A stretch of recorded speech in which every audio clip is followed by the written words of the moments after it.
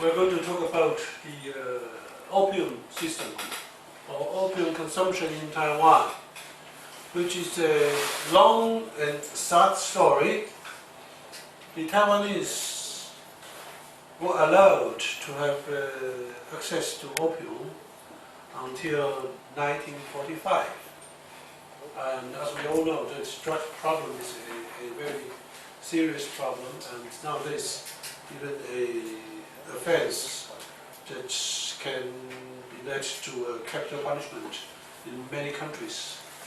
And don't forget, before 1945, before the Japanese capitulation, in Taiwan, the consumption of opium was still legal, right? And that symbolized the character of a colony. And what is opium, actually? That's the Coca plant and leaf that is still, it's very popular nowadays, of course, but that's not what we're talking about. We're talking about opium. Right? The process of Coca plant and leaf and all these cocaine, it's nowadays actually an international issue that almost every country is trying to fight against it. And whereas the opium, it's a different story, because opium is still used in large quantity as medicine. Actually, it's one of the best medicine to work against any kind of ache and painkiller. Opium was therefore used as a medicine in the history.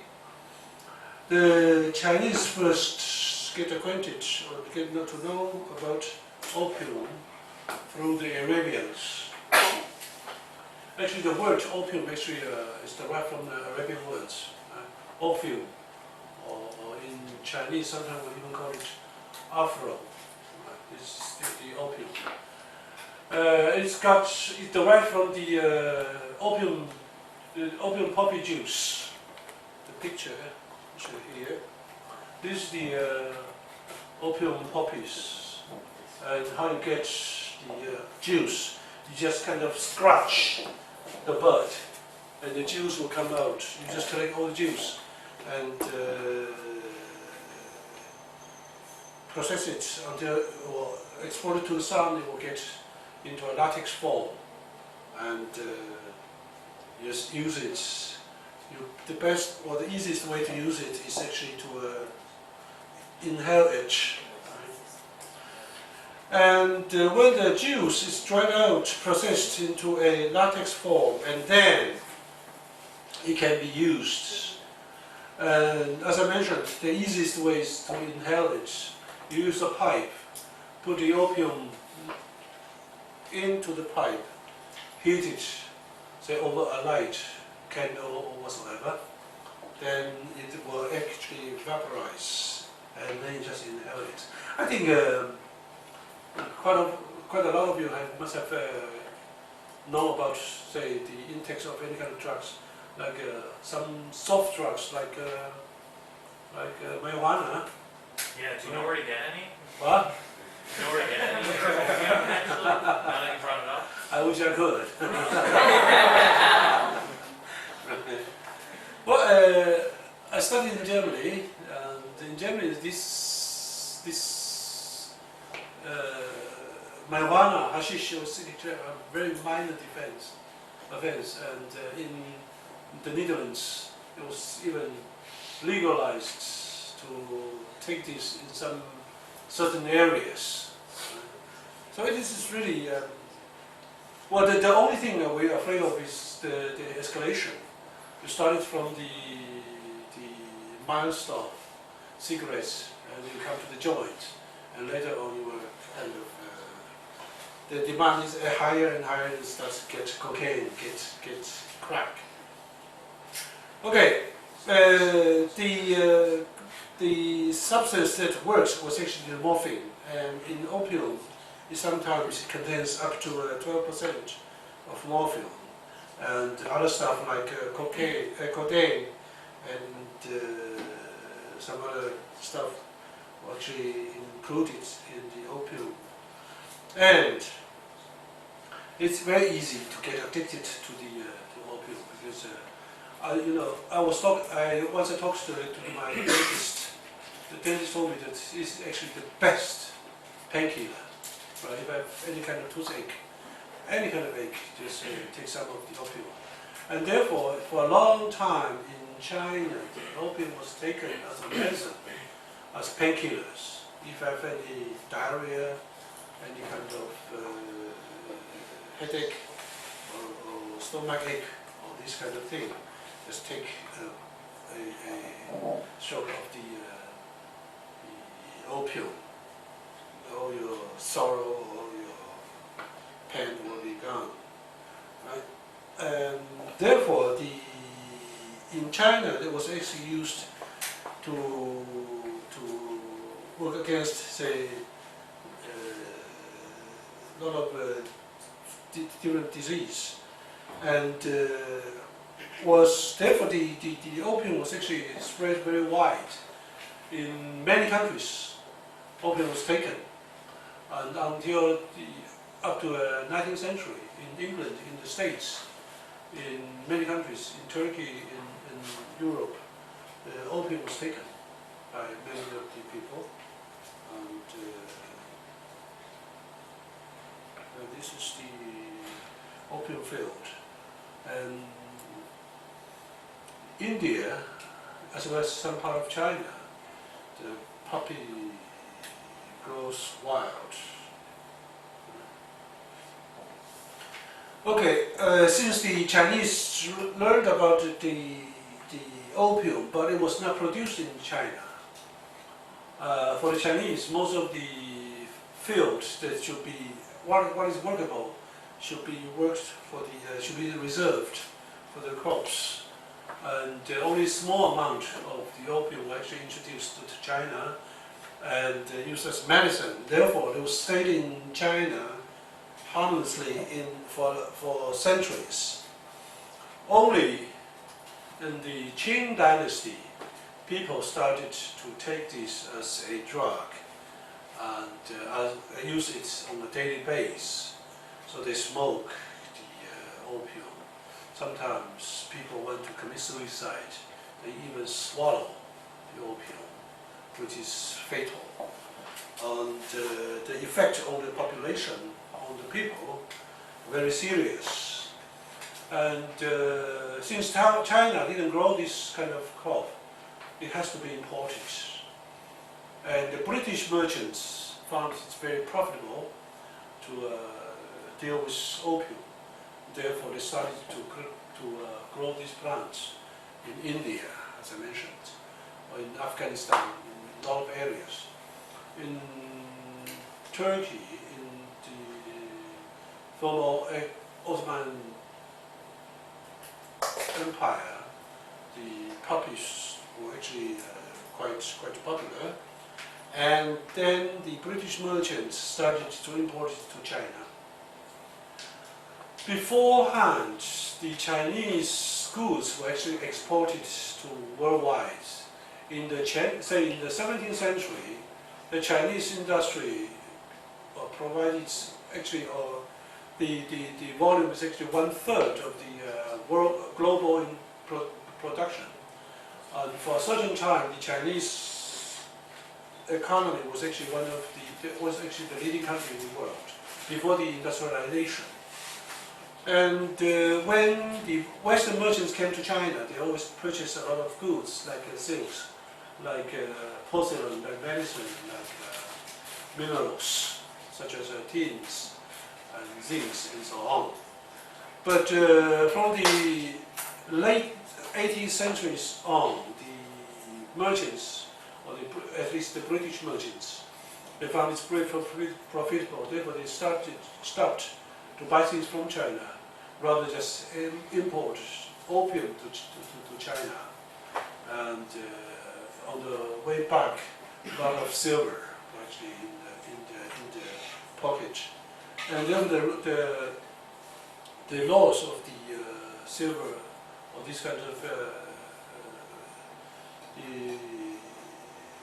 currency was actually very serious, and for a long time, the Chinese economy was actually affected by the shortage of silver, because silver was then the most important currency in use. And here you can see that is the semi-products dried up opium juice. This is actually the scene of how to consume the opiums. At least always you can see a light there to heat up and to inhale. Okay, in China, the popularity of opium is rising, increasing all the time. Before the 19th century, there was already a serious problem, and from the 19th century on, since the Western merchants came to China in a massive quantity, and not only the British merchants, now we can see the German merchants as well, and Dutch and so on. They all joined this trade, and the consumption of opium is getting more easier and easier, and therefore the addicted people, the number of the addiction is increasing, and therefore the demand for opium is even higher. And later on, actually opium is actually one of the most important trade with foreign countries. The British set up the warehouses in Canton, in Hong Kong, and only storing the opiums. So the Chinese officers, as well as the Chinese elites or literati, they realized the problem, and therefore they kind of made it alert to the government. So if this situation is going on, the health of our nationals will be affected, and later on you have not only you don't have any money to pay for the armies, and you don't even have enough manpower for the army, for the military, and our national defense will be collapsed. And this is actually one of the things that worries the government. And therefore in the 1830s, the Chinese government started to work against the opium consumption. In this picture you can see that how the opium was consumed in China. As you can see, that this is a living room of some well-off people, and you have a big bench, or actually a bed that allows two people to lie on it. And you can see here that is a little light, and this is the pipe. They lie down there, inhale through the pipe. This is how the people consume, enjoy opium. This is actually the picture. You leave a pea-sized opium, you put it here, heat it up over the light, and then you inhale it. And in many cases, this pipe itself is already very, very expensive, made of silver, made of jade, made of gold, made of very expensive materials, and it itself became an art. There were now some people actually have a large collection of the pipe. We have noticed that the opium was not only popular in China, but as well as in the United States, in Great Britain, in Turkey, in a lot of areas. So the international society was actually quite aware of this situation, and there was already some kind of trends that asked all the countries to work against the consumption of opium. As you can see here, there's a picture drawn by Westerners, and that's the imagination of the opium smokers in China, which was not true, as we saw. That's how the opium was really enjoyed in China. It's the Western imagination. But nevertheless, you can see that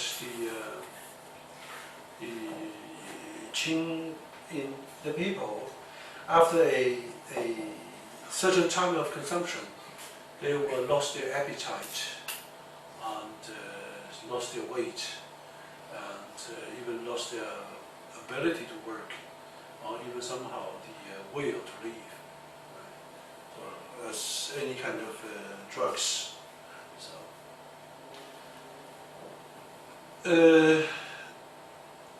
in the 19th century, opium was actually produced using very traditional methods, right? And it was actually labor intensive. And therefore, those countries like with a huge population, like Turkey, like India, were actually ideal places for the production of opium. And the opium should certainly be refined. And this refinery, or this process, was adopted later on by the Japanese government, and in a more effective way. Then we'll talk about it later. Right?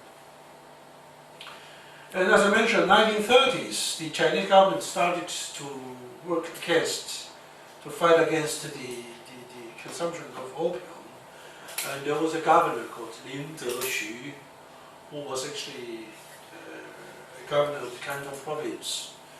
He made a petition to the Chinese emperor and asked the government to issue a decree or kind of to forbade the usage of opium. His petition was actually granted. Therefore, Lin Zexu went to Canton to stop or to prevent the further sale and consumption of opium. As you can see here, he asked all the Western merchants to hand out all the opiums they have, and actually put into the seawater, dumped into the seawater, and with a lot of chalk and lime, so that the opium will be totally destroyed. This is one of the scenes when the opium casks were thrown into this ocean. But this action suddenly caused the protest of the Western merchants. First of all, the goods was actually confiscated without a proper legal procedure. And secondly, for the Western merchants, they think this is the only way they make money. And first of all, they refused to hand out the opiums. Then the warehouses of the Western merchants were actually blockaded. No one was allowed to leave or enter until before they hand out all the goods. So the British Commissioner, Charles Elliot, started to report to the British government. And the British government then sent troops to China. That's the so-called Opium War that we know about in 1938. And even in the British Parliament, they had a long debate whether we should send troops to China or not, because the British were quite aware of the dangers of the consumption of opium, and it is improper that they should send troops to China for this matter. But some of the members of the parliament were convinced that there was actually an illegal act of the Chinese government which should be punished. Right? So actually they voted, and just the voter for yes was actually beaten the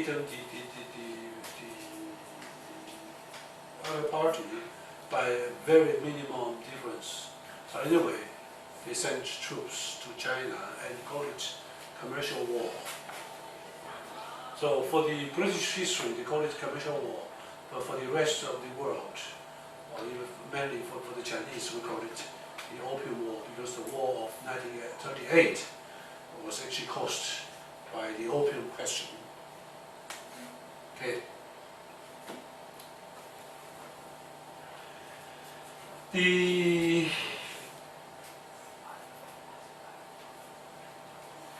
Okay. That's the governor is called Lin Zexu.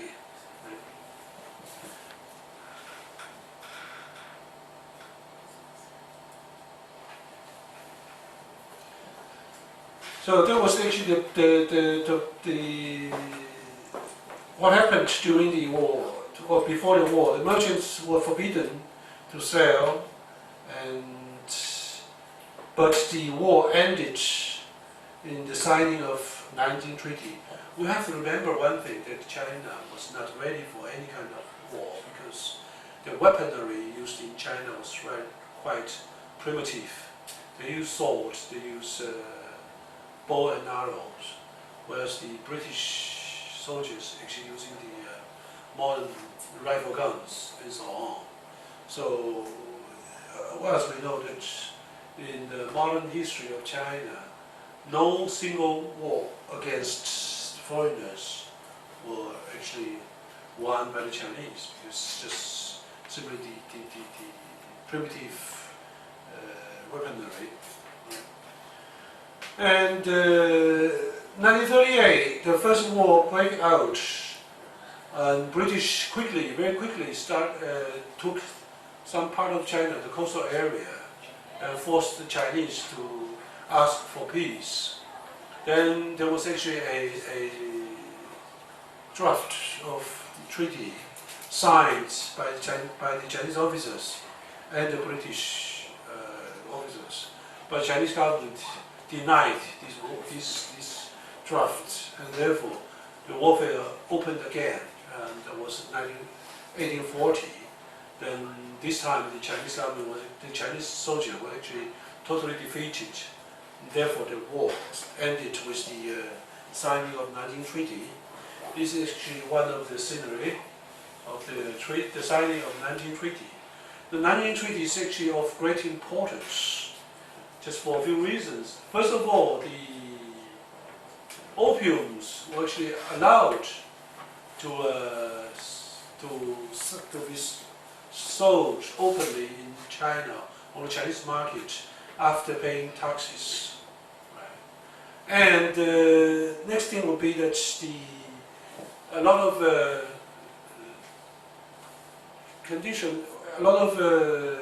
causes affected the Chinese legal rights. For example, the so-called consular jurisdictions were actually granted in this treaty, which means that the British consular can work as a judge in China.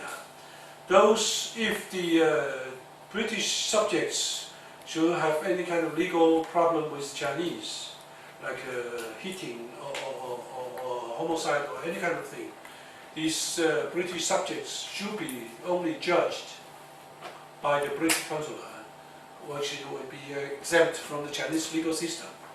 That is a very serious offense to the Chinese national sovereignty. But at that stage, the Chinese didn't realize that. Yes? I'm just curious, because I know like India and Southeast Asia and most other areas were colonialized. Was there intention just to open up the port to sell opium? Was there a reason why they didn't even consider taking all of China or going more inland? Was there too many people, or because obviously all these other regions like around there were colonialized? Why didn't they try to move further into China? I think if you want to colonize China, whole China together, it's almost an impossible job, impossible mission. And they didn't colonize a lot of areas. For example, in Indonesia, they only occupy some areas. Indonesia, as well as India, the country was too vast for the Western countries to occupy altogether until they have a better possibilities, like they solve the traffic situation. Right? Therefore, the modern railway system is actually the great help for the colonization. Beforehand, they couldn't realize, or they couldn't kind of occupy the whole country.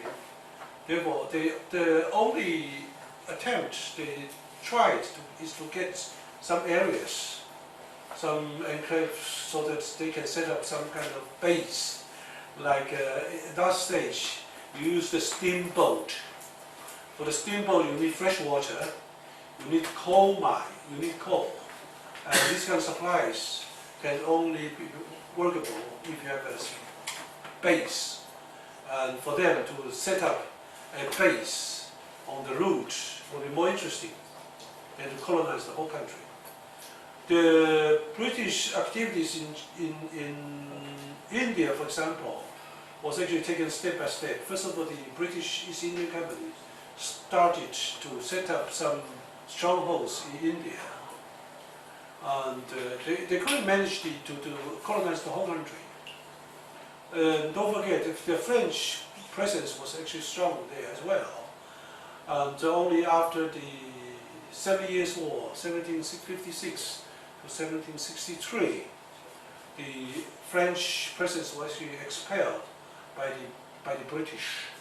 And yet the British would have to rule over the India by the agencies, like the little chiefs, and they couldn't have ruled over India by themselves.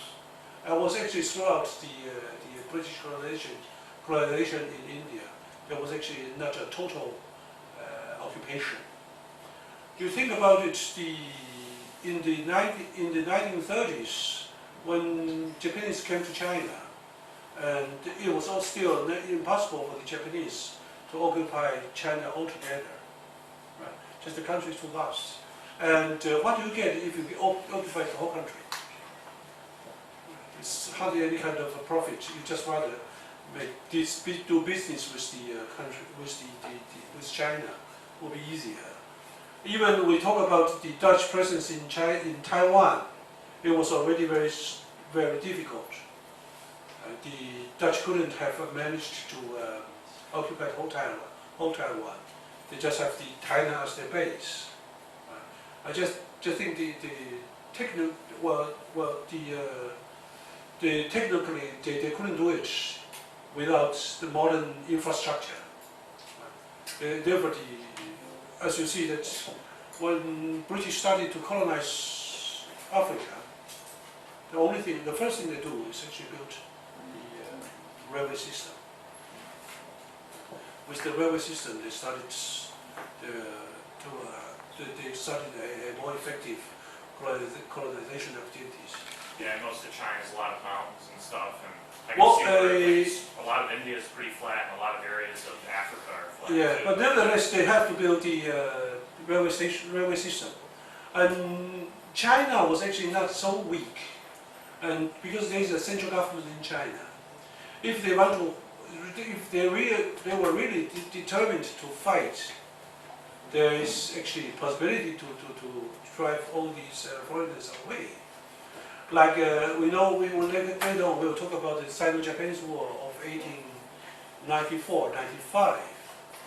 Japanese kind of winning the war, but only because the Chinese didn't want to fight.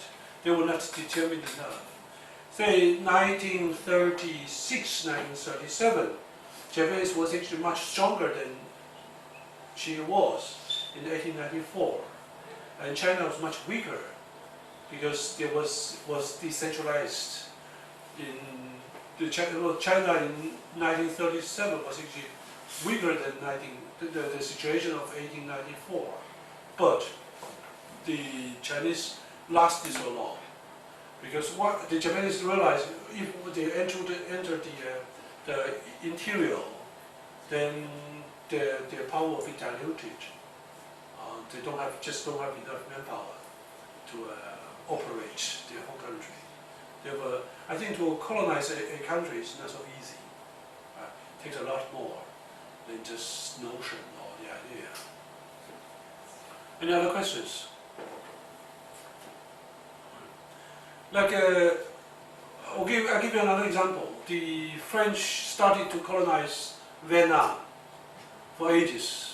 It was actually started in 1874, 73, 74. The French financial situation was actually affected by the colonization of Vietnam, because they have to put in a lot of manpower, a lot of money, a lot of capital to operate this colony, and until the French withdrawal out of Vietnam in the 1960s, I think altogether the balance is not in the favor of French government. They could have regretted, if not for the national pride, because we are a strong power in some colonies. And this was actually the attitude of the many Western powers. Just think about it. Belgium had a huge, vast colony in Africa. The Belgian Congo, which was actually 100 times of the size of Belgium itself. And for a small country like Belgium, it was actually impossible to finance the colonization. Therefore, the colonial activity was only in name, but not in the real. All right? Any other questions? Anything to say about? No? Okay, now the signing of the Nanjing Treaty brought some effects on the modern Chinese, on the modern China, because then there's another thing called most favored clauses. Like if Chinese should grant a privilege to Germany, then the British government says, I can enjoy this privilege automatically. Right? So from then on, every country who signed a treaty with China, including these most favored nation clauses, will actually ask for a new privilege, and everybody can enjoy it. So therefore, you just have to.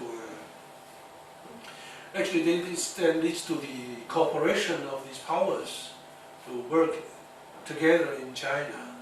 Like you demand this and I demand that, and we can automatically enjoy all these privileges. That was actually the dark side of the most favored nation clauses. And another thing was actually the opening of the so-called treaty port. A lot of ports, harbors, were actually opened up for the foreign merchants. Like in the Nanjing Treaty, there are five ports opened. The Canton, Ningbo is not far from Shanghai, and Shanghai and Fuzhou. So different ports were opened up for foreign trade. And if you should know the modern China now, you know that most of the cities, these big cities, these coastal area, was actually the original treaty ports. And Taiwan was opened up as a treaty port in the Beijing and Tianjin Treaty, 1860. And from then on, more merchants were allowed to enter Taiwan. But don't get me wrong, that they were allowed to come to Taiwan officially. But before that, before the 1860s, a lot of merchants already came to Taiwan. And Taiwan was actually part of China. And all this opium problem that we spoke about was actually the same in Taiwan. Therefore, the Taiwanese consumption of opium and Taiwanese loss of the silver and so on was very similar. And after the opening as a treaty port, the merchants even come to Taiwan even more frequently, and they buy things from Taiwan. They imported opiums to Taiwan. So the Taiwanese consumption of opium was even more serious.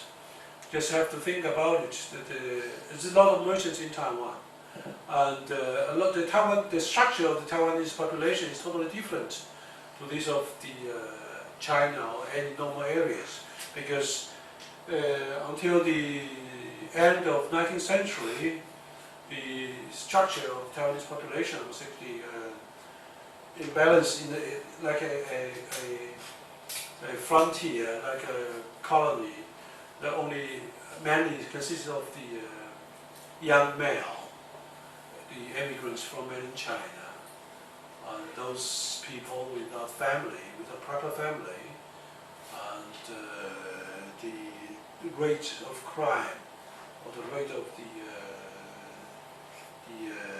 consumption of any kind of drugs was actually much higher than the situation, the normal situation in China.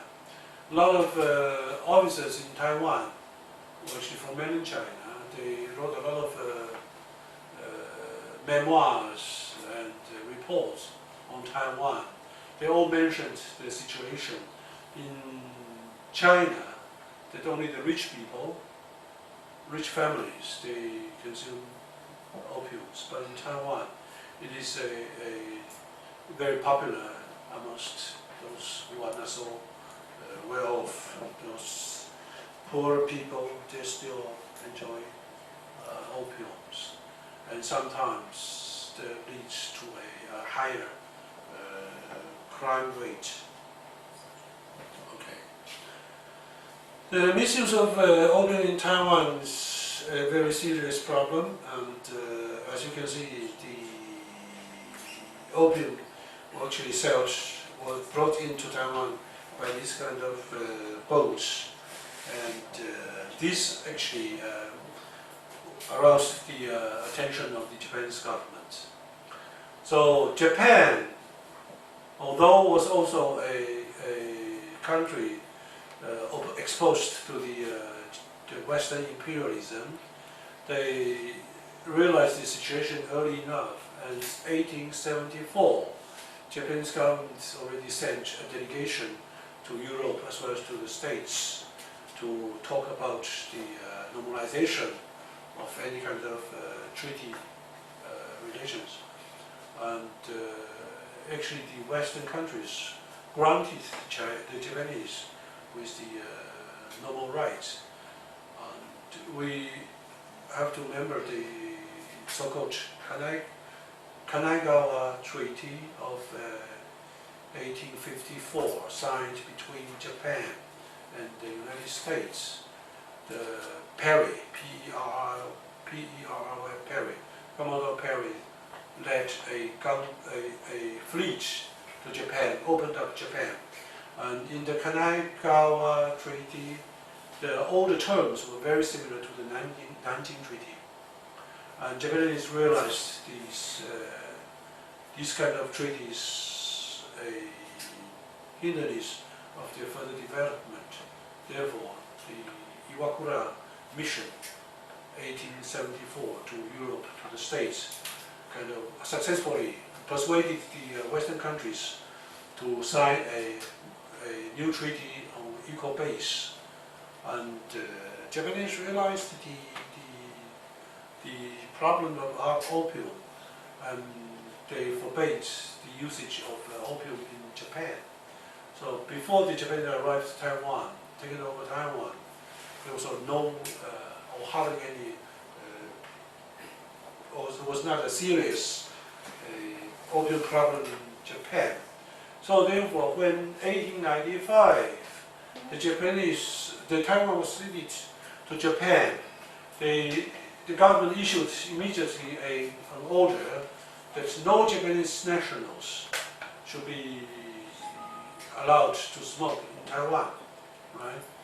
And he who provided Japanese nationals with any drugs, opium, or any instruments, utensils for the consumption of opium will be punished, and the serious offense can be put to death. And that's the Japanese attitude. But however, now that's the question now. Japanese started their rule over Taiwan, and since they forbade their nationals to enjoy opiums, and we should automatically think no Taiwanese should be allowed to consume opium as well, because the government realized it was actually a serious problem. But there was another situation.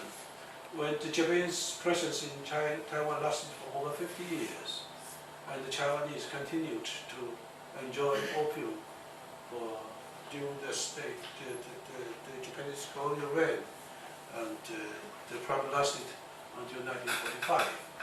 And the reason was,